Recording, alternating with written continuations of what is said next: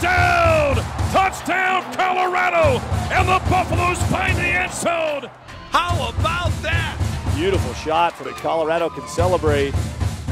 Here comes Ralphie and your Colorado Buffaloes. Time she'll take it. Maya's good from out top. Let me hear you, Buff fans! She's gonna fire the shot. Goal, Buffaloes. Holy cow! What a play by Colorado! For 3, they made him pay!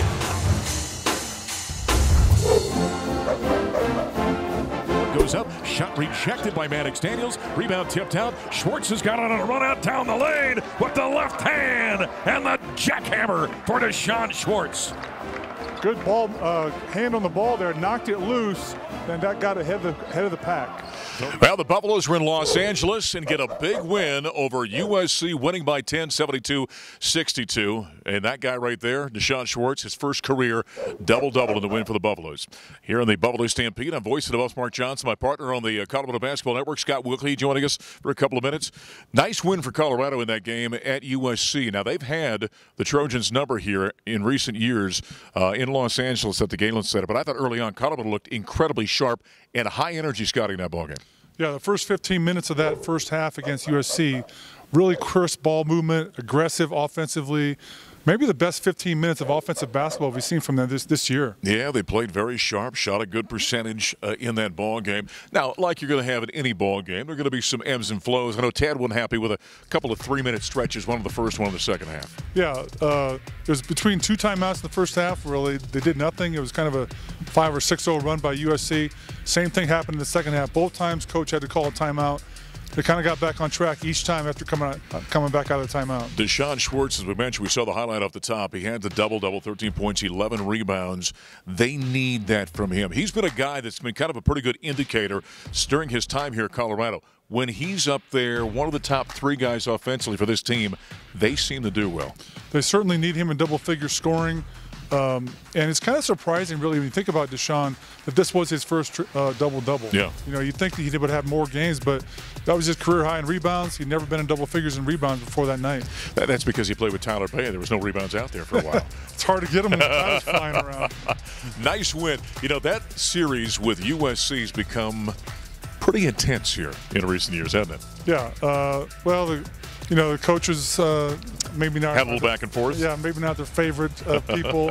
And USC has had talent running through that program. I mean, even this year's team, the 2 brothers, very talented, long, athletic, very big team. We talked about it before the ball game. One of the biggest teams in the country. Yeah, they're very good. The Colorado Buffaloes get their 3rd straight win at the Galen Center. We talk about intensity. Remember a couple of years ago, you had that moment when Rick George picked Tad Boyle up after the final buzzer and kind of spun him around as the Buffs knocked off the Trojans at the Galen Center that night. After the ball game, we talked, though, with point guard McKinley Wright as the Buffs knock off the Trojans. I mean, it was a huge win. You know, we had a bad taste in our mouth, obviously, after losing at Arizona. Obviously, we had success here over the last 2 years, so we knew this was a winnable game, and, you know, our guys, we came out and competed for 40 minutes, so it's a big-time win for us. We really shared the ball in the first half. Everybody was getting touches. We were getting great shots. The assists were up. We shot 53%, I think, in the first half, so it was really well. Now we got to be better in the second half. Our second half, we kind of got stagnant, and the ball wasn't moving as much, so we got to learn and move on from that and be better down in the second half. We knew we were undersized, especially missing Dallas tonight, but Jariah did a really good job of bringing the team together before the game and set his heart. It was all about heart, so, you know, I credit our, they played really well. They rebounded the ball. They played great defense on their 2 bigs. It was all around great effort from our bigs, so. There's McKinley Wright after the Buffaloes' victory by 10 over USC. They had dropped the first game of the 3-game road swing at Arizona, bounced back with a nice 10-point win. We continue with my partner, Scott Wilkie. You know, Scott was talking about the Mobley brothers before we heard from McKinley. One of them, Evans, considered a probably first or second pick in the NBA draft coming up. I thought Colorado matched up with them well, even though they were giving up quite a bit of size in that game. Yeah, we were giving them height and length, but Evan really battled them, did a really good job of fronting the post, and he had Evan Mobley kind of frustrated in the ballgame. Yeah, Evan Batty is becoming a very good defensive player in the post. He's 6'8", and he's 270 pounds, so he's a thick guy. But a lot of times he has to give up length because in this league you're going to face 6'11", 7-foot guys game in and game out. He's a crafty defender, isn't he? Yeah, he really does a good job of keeping his body on the offensive player at all times, which is what you hear, but a lot of players don't do it. He keeps his hips, his backside on him, keeps them on the ground more, keeps them below the rim that way. Jariah Horn had a pretty nice ball game with a victory over the Trojans. He had that shot at halftime where he hit it at the buzzer. He's really added a nice element to this team, what he brings offensively. Yeah, he's got that classic stretch four, as they like to say, a big man that can shoot the three. And you can see he's got handles on the ball, too. He can dribble, and he has to battle guys bigger than him inside, but they have the same problem guarding him out on the perimeter. Yeah, he's really got a nice shot. He's got a little step back, a little fade move that he utilizes. He's become a nice addition on the offensive end. Out where there's a tough time for him is when he has got to play in the post because he's 6'7", 215 pounds. He's been asked on occasion. In fact, during this road swing, Buffaloes did not have Dallas Walton out there for the first of what turned out to be 2 ball games. So you're asking a 6'7" Jariah Horn to play defense in the post. That becomes a tough check for him. Yeah, and without Dallas in the lineup, we are undersized a lot of times out there with Jariah, and we only have Evan Batty really as a true big. That's right. Jabari Walker comes in, but Jariah's asked to play on the interior defensively quite a bit with Dallas out. Again, he's got a lower leg issue, missed 2 consecutive ball games. This victory over USC, and the one we're going to talk about next, that being a game at UCLA at Poly Pavilion when we continue here at the Buffalo Stampede.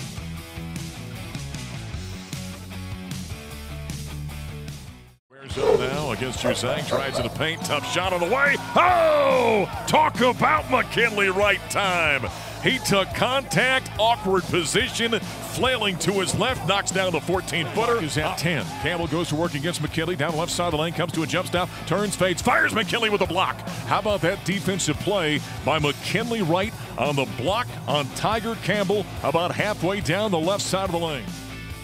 There he is, McKinley Wright, big McKinley Wright. Big bucket on the offensive end, getting a block on Tiger Campbell on the defensive end.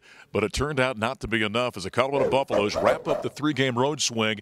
2 of them in Los Angeles as they fall by 3, 65-62 to UCLA. Back in the Stampede, my broadcast partner Scott Wilkie still with us on Voice of the Buffs, Mark Johnson. This one, we talked about in the previous segment about the USC game, a sharp start for the Buffaloes. You kind of get the sense both the teams, they kind of felt like they were running in quicksand out there to start this ball game. Yeah, it wasn't crisp, wasn't clean like we talked about with USC. It was a struggle offensively. Give some of that credit to the defense on both sides, but definitely high turnover game in the first half. Yeah, Buffs had 9 turnovers in the first half of the ball game. Ended up with 13, so they cut down as the game wore on. But kind of, the die was cast early. We talked to Tad in the post game. I asked him about, the rebounding and the offense, and I think his opinion was, and I guess when you go back and watch it, UCLA is a little different team, a little different program under Mick Cronin. They're a better defensive team, and they really caused some problems for Colorado. They play physical defense. They really extended out, so even any cross-court pass was, tough to make, and Colorado didn't handle it very well. They didn't attack that through back doors or driving the basketball. And UCLA kept them out on the perimeter for much of the game. Buffaloes have been out-rebounded 3 of the last 4 ball games. One of them was substantial, was minus 13. Otherwise, against USC, UCLA, bigger, longer teams, it's been within 1 or 2. I don't think that's a point where you should get too terribly concerned about it. Yeah, that's what Coach was saying. He felt that we battled them. It wasn't something that was the difference in the game. I would say more of the difference was our offense really just struggled the whole ball game. Yeah. Buffs did shoot 43%, but they came into this ball game as one of the top 2 or 3 3-point shooting teams in the league at 39%. The shot wasn't there. Buffs had a couple of great opportunities down the stretch to tie this thing. Maddox Daniels has been shooting lights out on the season, about 43%. Just couldn't knock him down. We missed opportunities out there. Yeah, and not only those, but the layups they missed about halfway through the second half. You got to make those on the road. You got to take care of the business. When you have good shots, you got to knock them down. We'll talk more basketball here in just a moment. Now that the calendar has flipped to 2021, all the sports we haven't seen in the fall are starting up, including Colorado volleyball.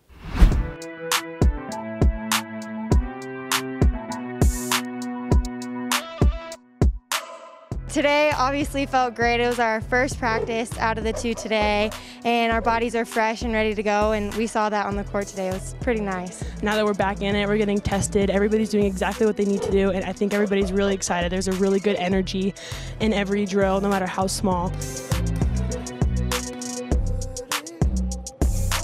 We are so excited to play together. Whenever we play together, it just feels, it's just a little taste of what used to be a little more normal. So we're really excited.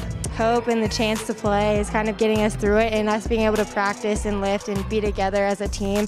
That's been a huge help with the uncertainty part of it. You hear about other sports that are playing, and you know they have to cancel some games due to COVID or uncertainty. So we just don't think about that. We're trying to stay positive, and we're doing what we can in order to ensure we have a successful season.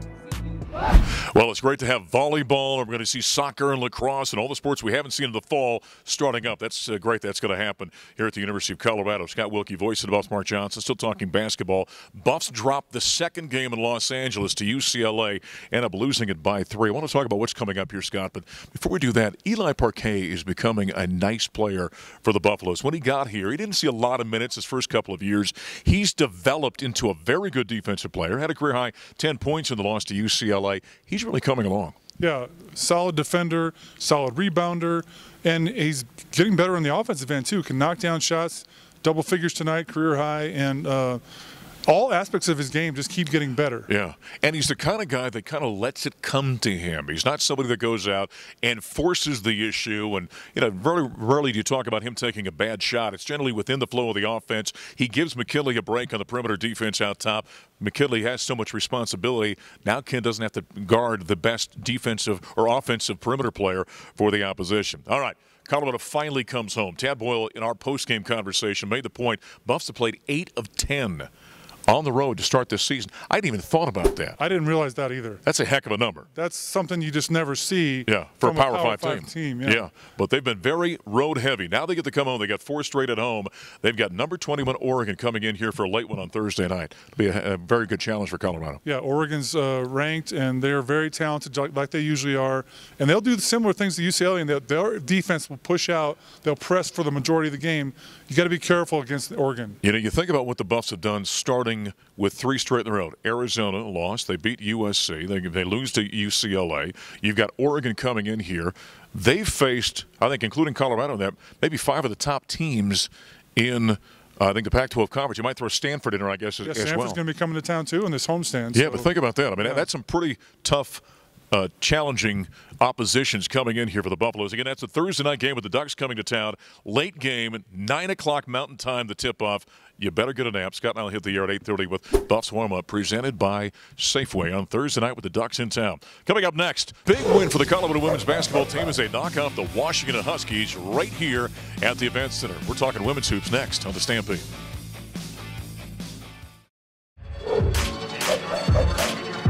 Let's throw over to Aubrey Knight. Locks inside to Hollingshead. Double team was there for a minute. Perimeter. Previous got it in the corner. Down to Maya on the right side. Block. Turns. Baby hook. I was thinking it was going to continue on. Jake bounces down to the block. Maya's got it. Turns. Is Finau. Finau spins in the lane. Kicks up top. Maya for a 3. Yes. Washington has a foul. Reese says 2. He says 2. Lowry is the only one that hasn't a foul. Sheila Isaac and missed it short. Maya got the offensive board. Puts it back up and in. Knight, wrap around pass to Maya inside, little head fake, gonna go up and under, and Whitaker. Nice move by Maya, little crossover.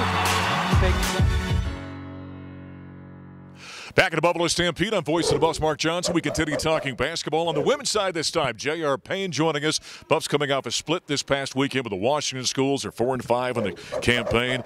Coach, first time we've had you on for a while here. I know it's been such an interesting, that's a nice way of saying it, interesting season up to this point with all you guys have dealt with.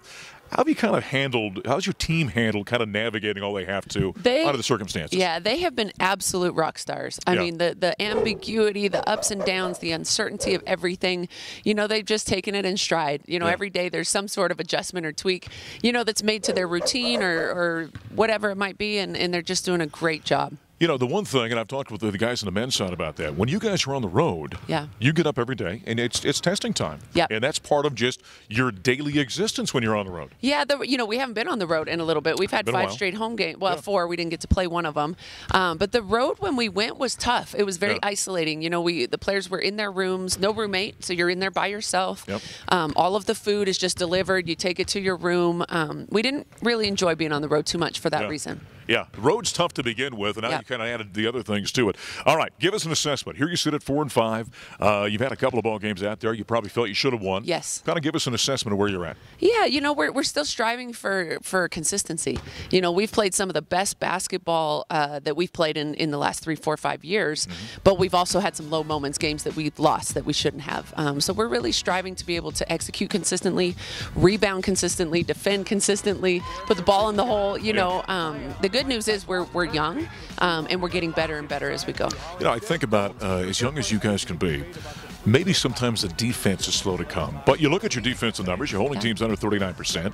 You're rebounding by +5 or 5.5 at this point in time. That side of this team has come along. Absolutely, yeah. And the past couple of years have been challenging with our defense. We flat out just haven't guarded very well. But that's something that I think has actually been relatively consistent. You know, we're getting stops. We got to be able to string stops together, and then we got to combine them with scores. Stop, score, stop. We talk about a lot. Buffalo's coming off a split with the Washington Schools, and we caught up with Aubrey Knight after one of the ball games this past weekend. Here's her post-game comments. My scoring has been a little bit on the slower side this season, and so I've just been trying to kind of do my other things like rebounding, kind of just do other things for the team, and so it definitely feels good to finally get some points and see those balls go in the basket. This whole week at practice, we have been focusing on our defense just because Washington plays such weird defenses that our offense, we knew we weren't really going to know what defense they were playing, whether that's in man zone or what zone they were technically in, and so we knew that our offense was going to be a little bit harder to get, and so we just really focused on our defense because that was something that we could control, and just being aggressive and kind of packing the paint more and forcing contested jump shots, which I think that we did a really good job of. That's an awesome accomplishment. Yeah, Maya and I came in together as me, Maya, and Annika, so to kind of see her grow as a player and see her develop into the player that she is today and, you know, make that landmark for her is really awesome, and I'm just really excited for her. And there's post-game comments from Aubrey Knight. Buffalo is getting set to take the road trip to Los Angeles to take on a top 10 team in UCLA on Friday before meeting the Trojans of USC on Sunday. On the offensive side, we were talking about the defense before we heard from Aubrey there. When you see this team, where the issues are, what do you identify? Yeah, three-point shooting. Right. Yeah, and this past weekend we turned the ball over more than we have been. Okay. You know, but we've got to be able to consistently knock down perimeter shots. We've got really good balance. We have 3 players in double figures average. We have the leading rebounder. No, she's not first, but Maya's right up there. Maybe number 3 in the league in rebounding. You know, but we've got to be able to knock down shots consistently. I would say that's our biggest weakness right now. We're going to talk with Maya Hollingshead here in just a moment. You and I were on radio this week, and I said, when she walked on campus, you looked at her and said, boy, she looks like they're supposed to look. I mean, she has that basketball physique about her. Boy, she's really developed, JR. Yeah, it's been really fun to watch. You Great confidence in her. Yes, yes, absolutely. I mean, she's confident. We're confident in her. Her teammates are confident in her. She passed 1,000 points this weekend. Right. You know, if you had told me that 4 years ago when she walked in the gym, we'd have said, I don't know. I don't know how soon we'll get there, but she's been absolutely a blessing to coach, to be around, and hopefully for another year after this. Yeah. When you look at her, where have you seen the greatest growth? Is it on the court? Is it between the ears? What is it? All over. I mean, honestly, all over. You know, in the classroom, you know, she's been student of the month, and she's achieving so well academically right now. Socially, she's confident. You know, on the basketball court, she's become extremely versatile. She's consistent. You know, we can rely on 15 and 9, you know, which is pretty nice to have. That's got to be one of the things about being a coach, I think, that would be so satisfying. When you see a player walk on this campus, and she's an 18-year-old young girl, and by the time they leave here 4 years later, you got a confident young woman that walks out here. That's got to be one of the great aspects of being a coach. It's the greatest reward, you know, as a coach, to see that development, that growth. And we always say our goal is when our players graduate, walk across the stage, we want them to be confident, competent, strong, incredible women that can take on, you know, anything in their path. And she is that gal. Yeah, she certainly has been. We're going to talk to her, in fact, coming up next. Buffalo's getting set to take on a top 10 team in UCLA on Friday and then USC on Sunday. Our thanks to the coach. Maya's coming up next.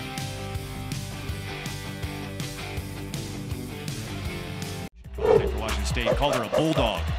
That's a little bit of what Aubrey Knight is, too. Maya Hollingshead working on her second 1,000. Sherrod, nice explosion to the left side. Back in the Buffalo Stampede, our final segment, talking women's basketball. On Voice of the Buffs, Mark Johnson. Maya Hollingshead joining us. We were talking right before we came back on the air.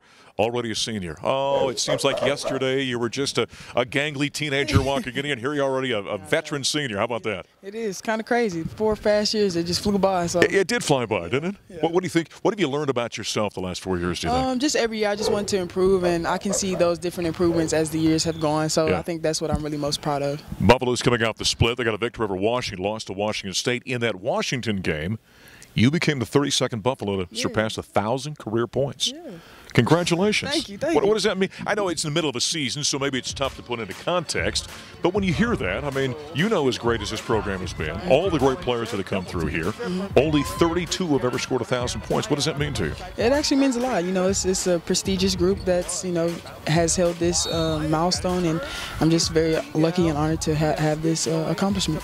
What have you, as you look over the course of your career, where have you seen the most improvement in yourself? Coming in here from that, like I said, that gangly freshman to now here you sit, a grown woman as a senior in your college career. Where do you think you've grown the most? Well, each year, you know, Coach Jay talks about how the spring and summer is like our most chance to, you know, excel as a player, and that's the most time we can grow as a player. So I usually take that to heart, and I usually pick, you know, one thing of my game that I want to improve on. So when I do that, you know, Coach Jay and the coaches know they help because it's like a lot of individual work. So I think I get a lot of one-on-one time, and I'm able to work on my game and just, you know, develop things that I can work on for the season, and it just gets better from there. One of the keys for a player, no matter what sport, no matter what level you're talking about, is understanding here that I'm good enough to play here, that mental aspect. When you walk in the court right now, I mean, you're averaging 15 points and 9 rebounds a game, essentially. Are you confident you walk out there and feel I belong out here? I'm one of the best players out here? You know, every game, we have the confidence as a team that, you know, we're going to play our hardest and, you know, play the game that we know how to play. So, you know, we fear none, and we just step on the court and we just play basketball, because at the end of the day, they have 5 players, we have 5 players, and we're just going to play basketball. 32 players in the University of Colorado history have scored 1,000 points. That's one of them right there, Maya Hollingshead. Hey, the Buffs, like I said, got a split victory over Washington, lost to Washington State. Post-game comments right now from Jalen Sherrod. Yeah, Washington State is a good team, and I think for me, starting out, I think we were playing a little frantic. So I kind of wanted to settle us down, settle us into the flow of the game. But I think, honestly, we just came out kind of flat today, and we normally don't do that, but you do have games sometimes where you come out flat, and that's not our expectation, of course, but that's just what happened today. So we had to try to claw back and dig back from the hole that we put ourselves in that first quarter. Post-game comments from Jalen Sherrod there. Buffalo's getting set to take the trip to Los Angeles. They've got a 5 o'clock game on Friday against the top 10 team in UCLA, and then on Sunday they'll be at USC as we continue with Maya Hollingshead. How do you like this team that you're playing on right now? Is this a close-knit group of players? Yeah, it definitely is. You know, there's always a close camaraderie within the group. You know, there's no drama. We like to hang out with each other. We like to have fun. So I think that translates on the court, like our chemistry. You know, when you look at the season box score right now, your defensive numbers are very good. I mean, you're holding teams below 39% shooting. You're +5 rebounding. Is this the best defensive team you've been on?